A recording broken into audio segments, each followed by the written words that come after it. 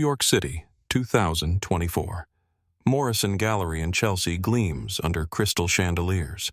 400 collectors in designer suits and diamond necklaces fill the space, champagne flutes catching light like liquid gold. Rachel Butler stands backstage, heart hammering against ribs. 28 years old, wearing a gold dress that cost more than her first apartment's yearly rent. Through a gap in the curtain, she watches Manhattan's elite examine her paintings. Raw, unflinching images of poverty, survival, single motherhood. The centerpiece remains covered. Black velvet cloth concealing 6 years of pain, 6 years of truth. Michael Morrison, the gallery owner, touches her shoulder. "Ready?" Rachel nods. Her hands shake. On stage, Morrison raises his voice. "Ladies and gentlemen, tonight's featured work, Father's Eyes by Rachel Butler." 2 assistants remove the cloth. The painting explodes into view. 4 6-year-old children, 2 boys, 2 girls, sitting together in matching white outfits. Their faces, serious and beautiful. Their eyes, distinctive hazel, staring directly at the audience. A champagne glass shatters. Melissa Gilbert, 60 years old, diamonds at her throat, stumbles backward. Her voice rips through the gallery silence. "Those eyes! Those are my son's eyes!" If you've ever been called worthless by someone who should have seen your value, stay with us. Because tonight, the truth walks out of the shadows. Where in the world are you watching from? Your presence here matters more than you know. Rachel signals backstage. 4 children step into the light. The Bronx, 2018. Rachel's studio apartment, 300 square feet. Walls thin enough to hear neighbors breathe. Window facing a brick wall. She's 22, paint under her fingernails. Hope still alive in her chest. Andre Norris sits on her second-hand couch. Hazel eyes warm as he watches her work. 30-year-old corporate lawyer, Georgetown educated, Upper East Side raised. He looks impossibly elegant in her shabby space. "You're incredible," he says, studying her latest canvas, a woman climbing stairs that spiral endlessly upward. "You're biased." Rachel smiles, feeling something dangerous, belief that this could last. "My mother wants to meet you." The words land like stones. Rachel's brush stops mid-stroke. "She hosts a dinner every month, for family." Andre stands, straightening his expensive watch. "Next Sunday, I want you there." Rachel looks at her paint-stained jeans, her thrift store furniture, the cracked ceiling overhead. "Andre, I don't think—" "You're brilliant. She'll see that." He kisses her forehead, confidence absolute. "Trust me." After he leaves, Rachel opens her closet. Nothing fits the world she's entering. She borrows a dress from her friend Jasmine. Navy blue, slightly too large, safety pinned at the waist. Sunday arrives. The Gilbert townhouse on East 72nd Street rises like a fortress. Limestone facade, iron gates, doorman who examines Rachel like she's lost. She climbs the steps. The door opens. Melissa Gilbert stands there. 60 years of privilege carved into her posture, and her smile doesn't reach her cold eyes.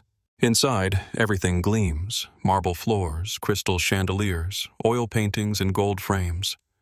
Rachel's borrowed shoes click too loudly as Melissa leads her through rooms that cost more than Rachel's life.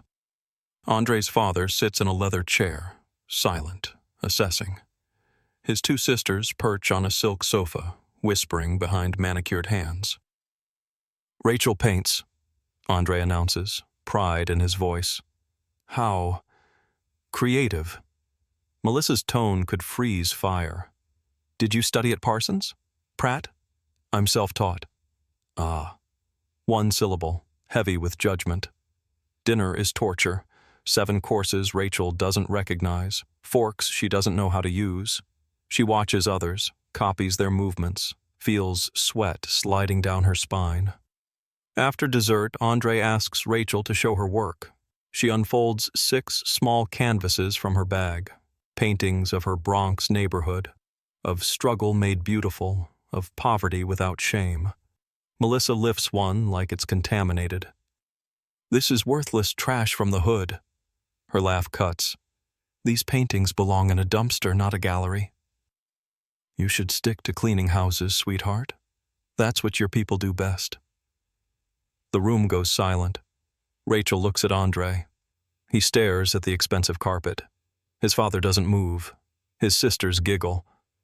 "Marcus," Rachel's voice breaks. "Say something." His mouth opens, closes. He says nothing. Melissa smiles victoriously. "I think we're done here." Rachel gathers her paintings with shaking hands. She walks toward the door, waiting, praying for Andre to follow. He doesn't. Outside, rain falls. Rachel has $7. She walks 40 blocks back to the Bronx, paintings clutched to her chest, crying until she has no tears left. 2 weeks later, she takes the pregnancy test. 4 positive tests line Rachel's bathroom sink. She stares at the double pink lines until they blur. She's 22 years old. Bank account, $43. Jobs, lost one, cut hours at the other. Pregnant, alone. She tries calling Andre, once, twice, 50 times. Every call goes to voicemail. Finally, she borrows her friend's phone. Andre answers on the 3rd ring. "Andre, it's me. It's Rachel." The line goes dead. She tries again. Voicemail. She texts from the borrowed phone. "I'm pregnant." No response. At the free clinic, Dr. Patel moves the ultrasound wand slowly across Rachel's stomach. She stops, studies the screen, calls another doctor. "Rachel," Dr. Patel says gently, "you're carrying quadruplets." The room tilts. 4? 2 boys, 2 girls, all healthy, all developing normally. Rachel can't breathe. 4 babies, no money, no help, no partner. She stumbles to Andre's office building, waits across the street for 3 hours in November cold. Then she sees him. Andre emerges with a blonde woman in designer clothes. Melissa Gilbert walks beside them, beaming. They enter a restaurant. Through the window, Rachel watches Andre pull out the woman's chair. Watches Melissa smile with approval. He moved on. She doesn't exist to him anymore. Rachel turns away. She makes a decision.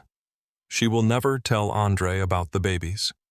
He chose his mother's approval over her dignity. She will survive this alone. But first, she needs to figure out how. That night, she teaches herself to code because she needs to build something bigger than her circumstances. 4 babies coming. 0 help. 3 years pass like decades. Rachel's quadruplets, Zoe, Mia, Isaiah, Caleb, turned 3 years old. 2 girls, 2 boys, all with hazel eyes that mirror their absent father.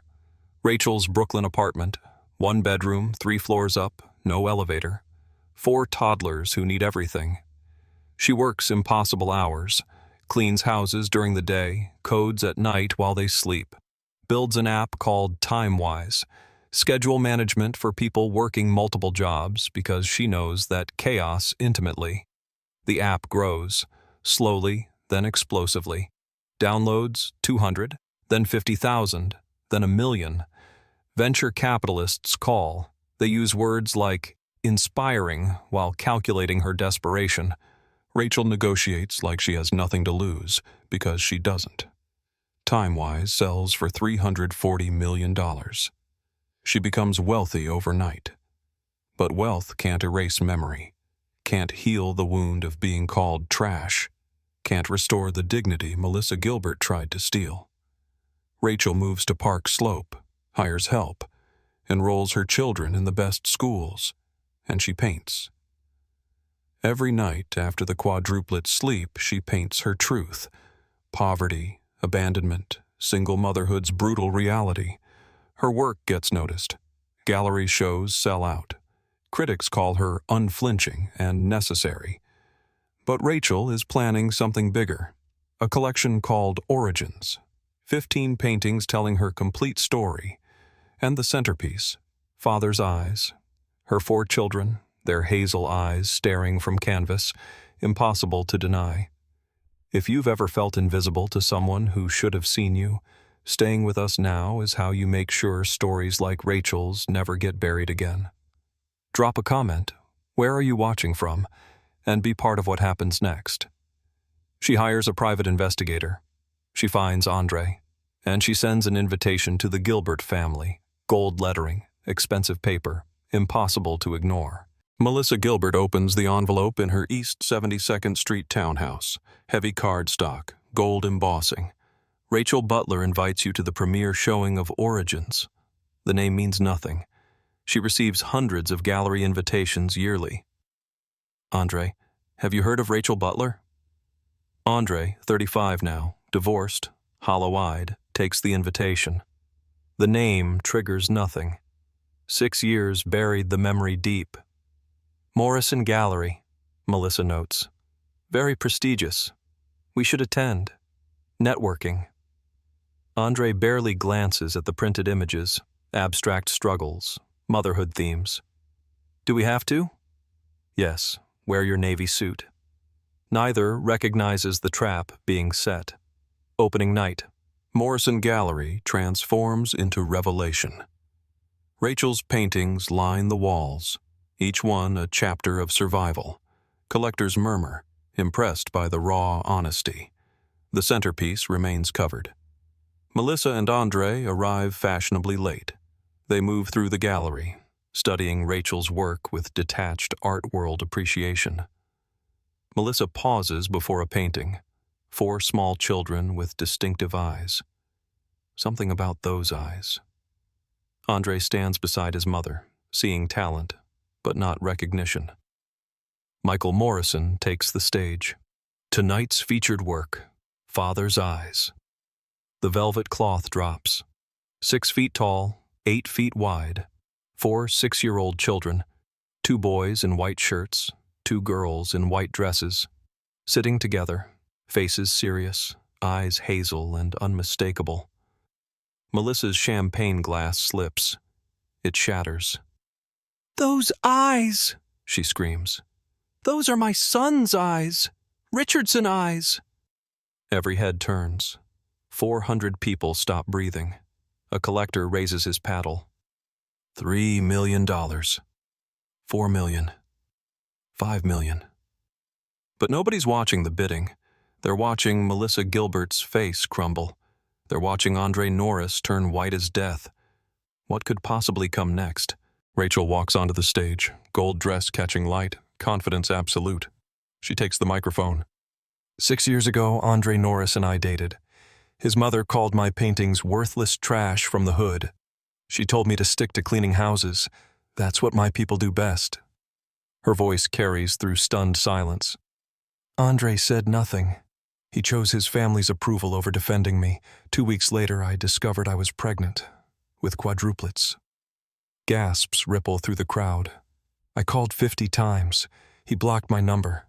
I saw him with another woman while I struggled alone, so I raised Zoe, Mia, Isaiah, and Caleb by myself. Built a tech company, sold it for hundreds of millions. Created this. She gestures to the paintings surrounding them. I don't need the Gilbert family's money. I never needed it. I needed respect. Melissa pushes toward the stage, makeup running. You trapped my son. Those children might not be his. Rachel pulls 4 birth certificates from her purse, holds them high. Father, unknown. Because Andre made sure he'd never know. But genetics don't lie. She signals backstage. 4 children walk out. Zoe and Mia in white dresses, Isaiah and Caleb in white shirts. Matching outfits, serious faces, hazel eyes. They stand beside their mother, looking directly at Andre. Hi, Zoe says softly. Are you our daddy? Mommy painted us, Mia adds. Do you like it? Andre's knees buckle. His children. 4 human beings he abandoned before they existed. The room explodes. Camera flashes, reporters shouting, collectors bidding higher. 6 million. 7. While Melissa Gilbert collapses into a chair, gasping. Security moves toward Andre as he tries reaching the stage. "Rachel, please." "Father's Eyes sold," Michael Morrison announces. "For $8 million to the Museum of Modern Art." Wait, the story said $5.2 million, but the drama drowns details. Andre stands frozen, watching 4 children who share his eyes. Children he never knew. Children he can never reclaim.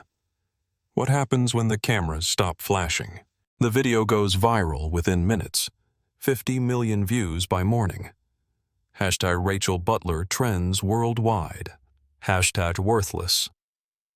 Trash becomes a rallying cry for artists dismissed by gatekeepers. Gilbert Properties loses 15 clients. Melissa stops leaving her townhouse. Paparazzi camp outside. Protesters call her racist. Andre's law firm puts him on indefinite leave. But Rachel takes her quadruplets home to Park Slope, tucks them into bed, reads them stories. "Mama," Isaiah asks, "will that man come back?" "I don't know, baby." "Do we have to talk to him?" Caleb whispers. "Only if you want to." 3 days later, Andre's lawyer calls.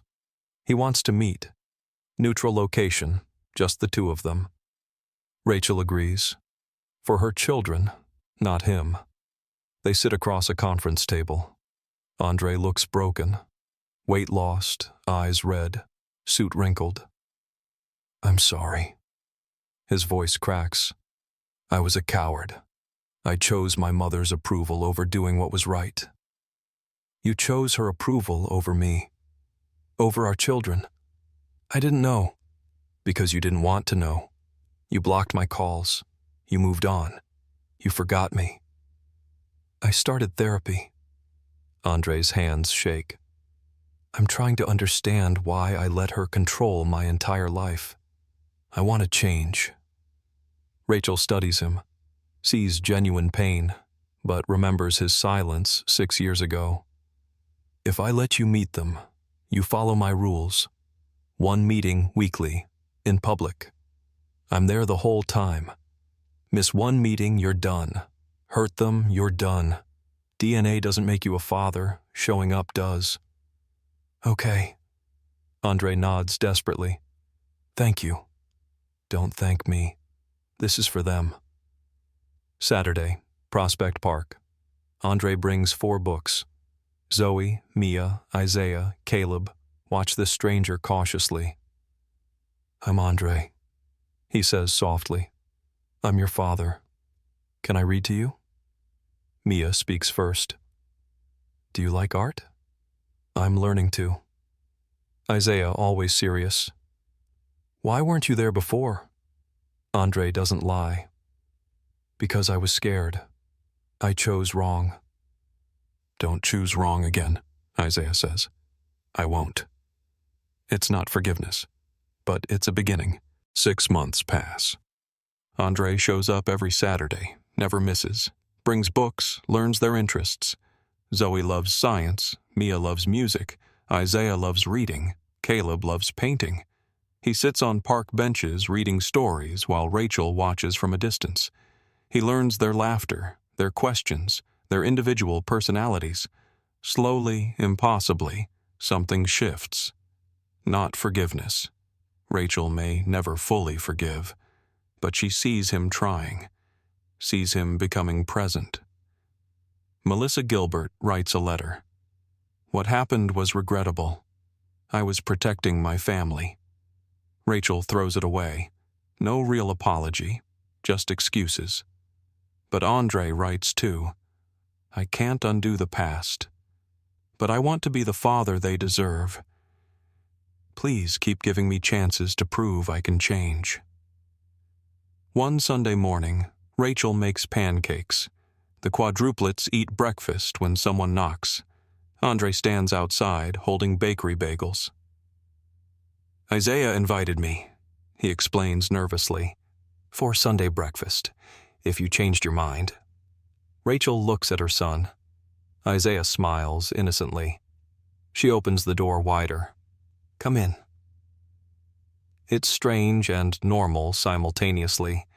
Andre at their kitchen table, learning to be part of everyday moments, not just Saturday performances. The children talk about school.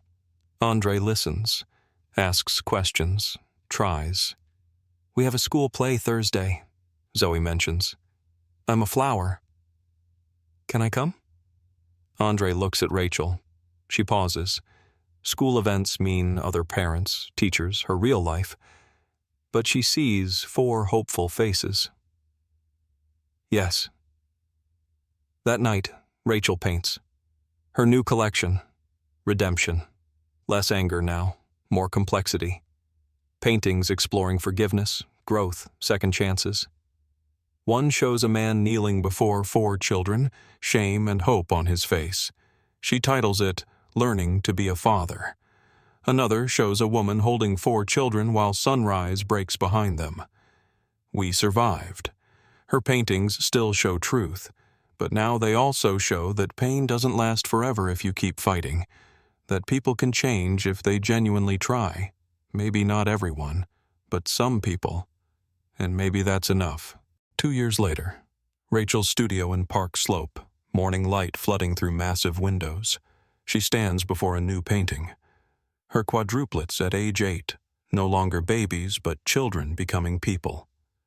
Zoe the scientist, Mia the musician, Isaiah the reader, Caleb the artist, all with hazel eyes. Those eyes once reminded her only of abandonment.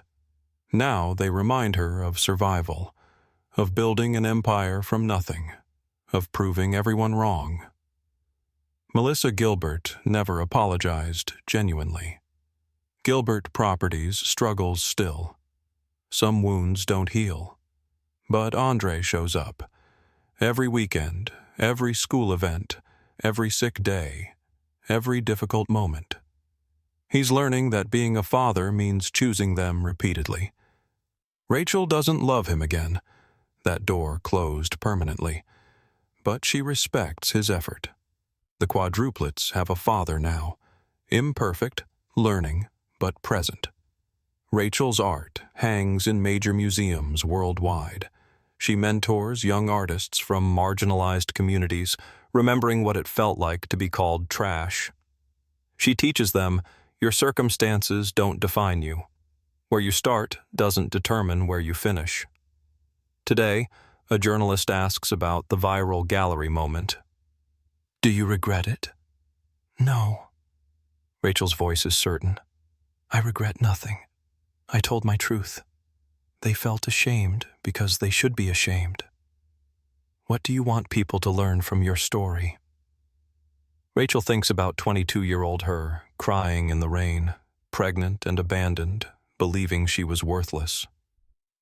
I want people to know they're not defined by who underestimates them. You define yourself. Your work defines you. Your survival defines you. She looks at the painting of her children, strong, loved, whole. Melissa Gilbert called my art worthless trash from the hood. That painting sold for over $5 million. But the real value isn't the money. It's that 4 children grew up knowing their mother never quit.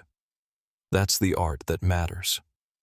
If this story touched something in you, if you've ever been told you're not enough, your presence here, your willingness to witness these truths, that's how we keep fighting back against voices that try to diminish us.